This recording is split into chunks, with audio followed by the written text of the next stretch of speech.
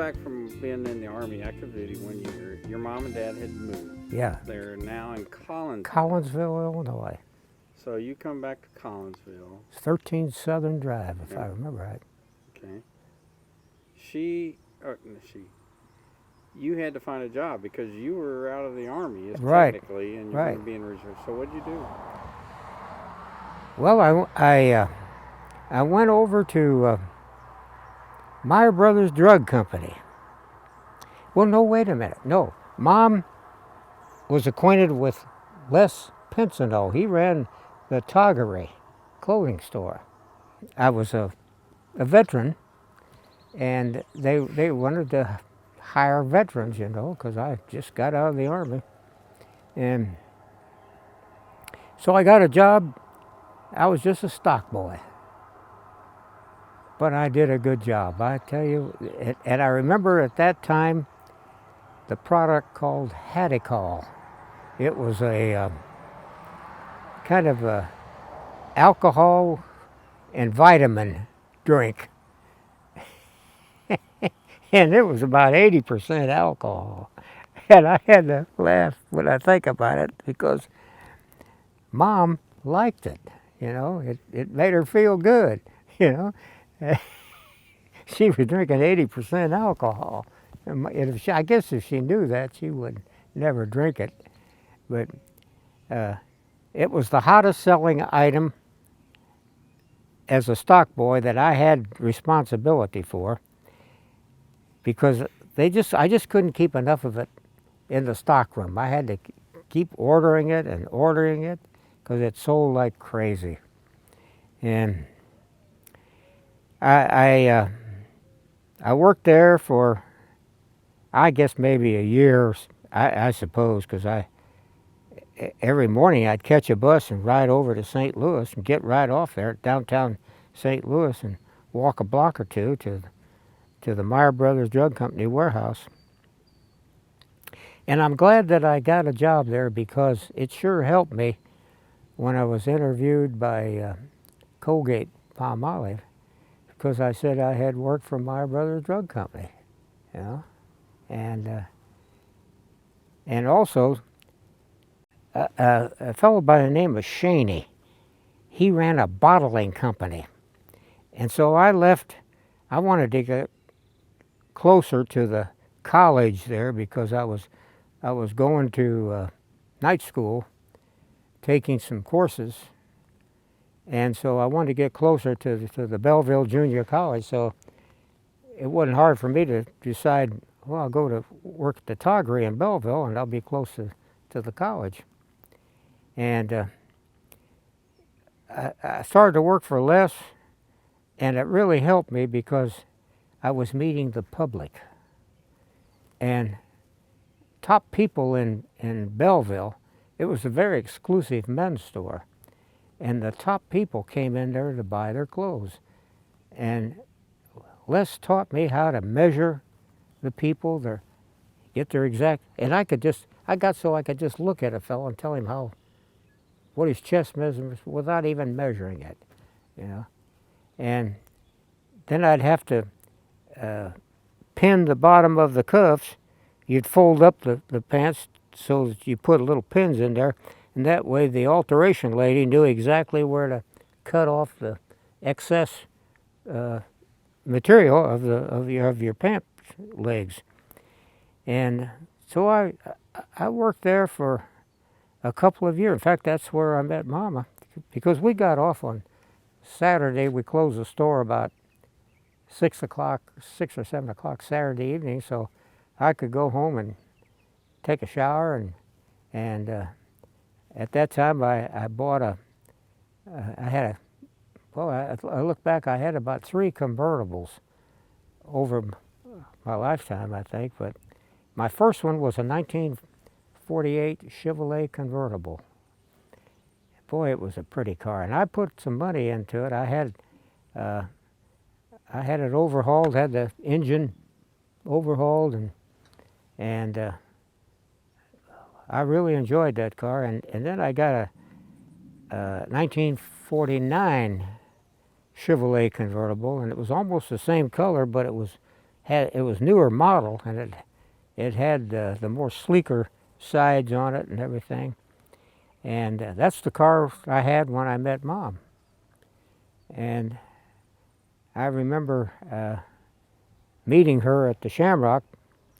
I saw these girls across the hall, across the dance floor, and they were sitting there, and they didn't drink alcohol. They were drinking Cokes, you know, because it was really a teenage nightclub.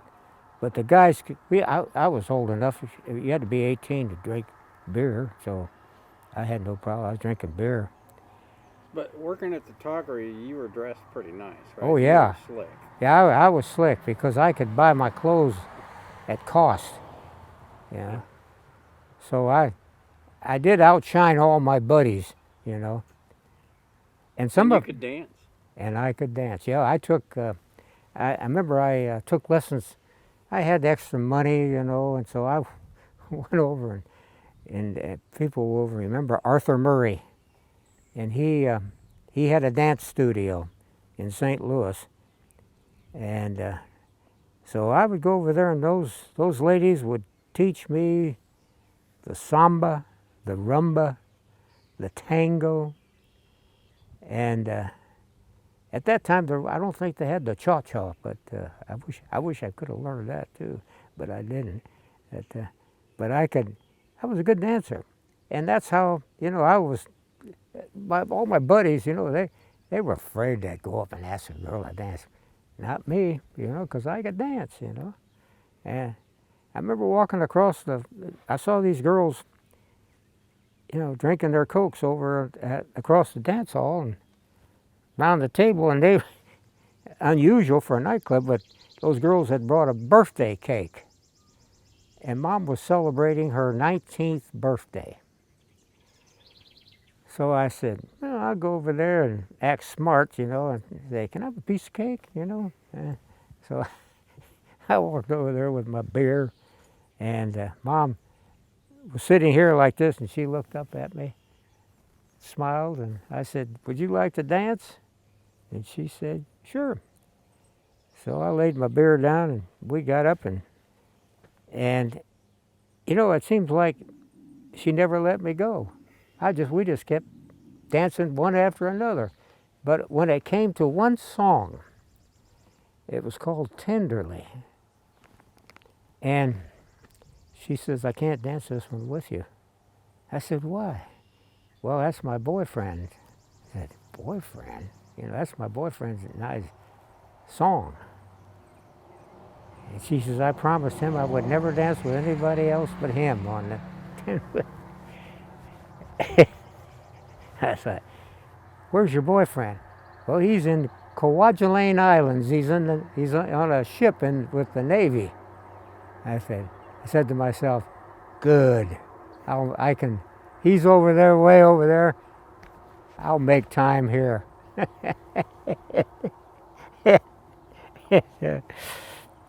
It wasn't long. She wrote him a Dear John letter, and I remember him complaining about it, you know, saying, here I am over here in the Kwajalein Islands, you know. And I get this Dear John letter from my girlfriend, you know. Well, heck, he didn't have a ring for her, or I don't think so. I don't think he had a ring or anything. But anyway, I remember driving her home, and I said, where do you live? And she says, Velmar. And I said, where's Velmar? You had never heard of it? No. And she says, oh, it's about 9 miles from here. So I says, okay. And so I said to my friends, I said, you guys are on your own. I'm taking this girl home. And so I remember driving home, and we drove up in front of her house. And at that time, the bunny hop was popular. And you'd line up in like a Congo line, you know, and you go dun dun dun dun, and then dun dun dun dun, dun. You jump and put your leg out on the side, you know. So anyway, Josephine and Joe's bedroom was right by the front yard there, and we were acting silly out in front. And I know Joe later on says, "What the heck are they doing out there? I hear that thump, thump, thump." You know, we were dancing, and so I remember kissed her goodnight at the front door, and that was that was it. And I got in my car and drove home. I had a 45-mile drive in that convertible, and of course it was November. Around the end of November, 1st of December, and so it was kind of cold. And my darn lights would act up on me. Sometimes they would actually go out. I had some little kind of little nubs that you'd put in the alternator, and they would wear out real quick. Brushes in the generator. There's what? Brushes in the generator. That's right, brushes in the generator. And they would wear out pretty quick, so I had a package of them, and I had to get out there and put those brushes in so I could have lights to get home. And I drove that 45-mile distance back from New Athens, Illinois to Collinsville, Illinois. And I'd get home about 2 o'clock in the morning. Mom would be worried about me, but I was a man then. I could take care of myself, but still, a mother, they worry about their son, and anyway, I knew that this girl that I had taken home, I felt like I could marry her. And I remember telling one of my buddies. You'd only met her that one time. Yeah. But I remember telling the guys, I says, "I think I'm going to marry that girl." Yeah, something. And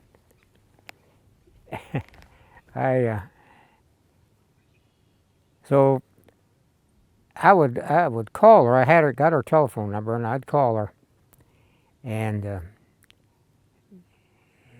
she was in nurses training, and she was going to be leaving for Indianapolis and to do her pediatric training, I think it was. And I remember I said, "Well, I'll drive you to the train station." And so, I wanted to see her the last minute I could, And I remember I felt so sad because she'd be going up there for about three or 4 months of training, and I just thought, wow. So I drove up there, and we sat out on the steps of where the girls' dormitory was, and I said, I love you so much. I said, "Let's get married." And she knew if she got married, she had to quit nursery training. But she loved me. She was in love with me, and she went upstairs, took off her uniforms and turned them in, put on a regular dress, and away we headed for home. And we called ahead of time her mom and dad and said, we're coming. Your mom and dad or her mom? Well, her mom and dad, and said she's quitting nurses training. And Joe said to himself, "Well, I'm happy she's doing that. It's costing me $50 a month, and that's a lot of money at that time, for her to go to school up there." So I drove her back, and it was we got back pretty late, and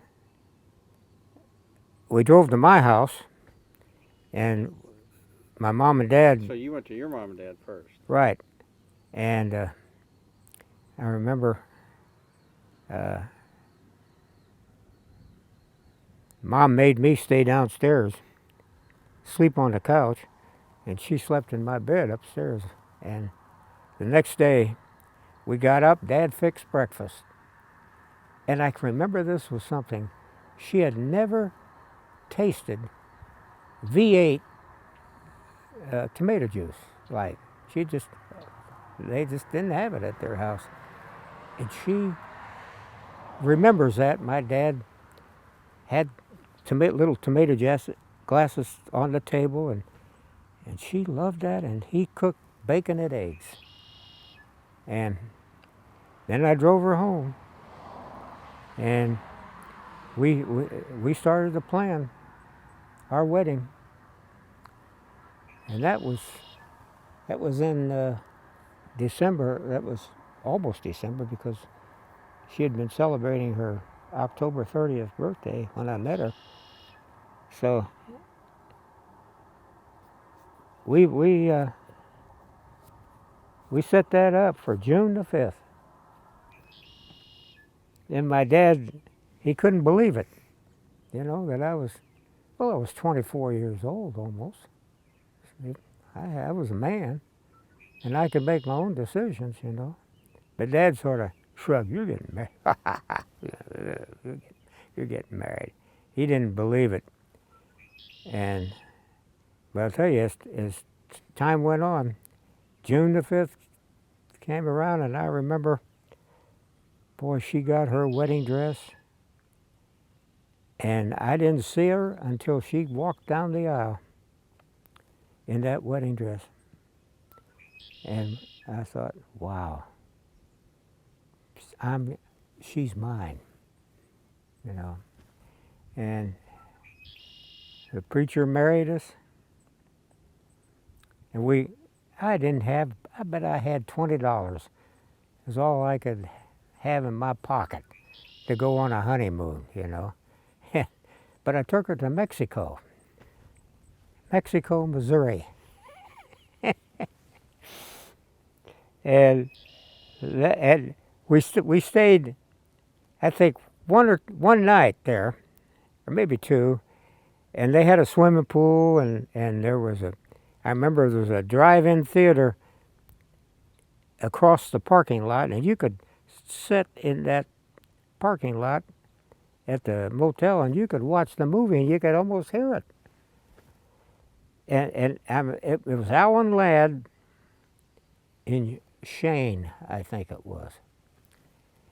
And I remember that little kid at the time always calling, Shane, Shane, And so, but we only spent 1 or 2 nights out there because I couldn't afford any more, And we drove home to Velmar because we knew we could, have a place there. And they were surprised. Joe and Josephine were surprised. We were only gone on the honeymoon about a day, 2 days, at the most. If we didn't have any squabbles, we were doing fine, but I couldn't afford any more, And I didn't ask my dad for money, And we found a little apartment called Loisel Village. It was on 89th Street. That's right between Belleville and East St. Louis. And it was a pretty nice little apartment. And it was a nice little apartment, but the thing it had one of these little tiny kitchens that was almost like you could fold it out, and there was your stove and your refrigerator, everything all compact in it. It was only about 4 or 5 feet wide, and went up. They had a little oven up above the stove there, and I remember, Mama, we went to the grocery store and we got some tomatoes and something else. I forgot what it was, and this was the thing that I remember so vividly. Mama had cut the tomato. It was just one little tomato about that size, about big as a baseball bat, and she had cut it in like little 4 quarters, And she put it out on the plate. I put salt and pepper on it, and I started to eat them. And she looked at me, and she started to almost like crying. I said, "What's wrong? You're eating my tomato. You didn't save any for me." And that's when I realized, Harvey, you got a wife now. You got responsibilities. And I really, that was an eye-opening for me.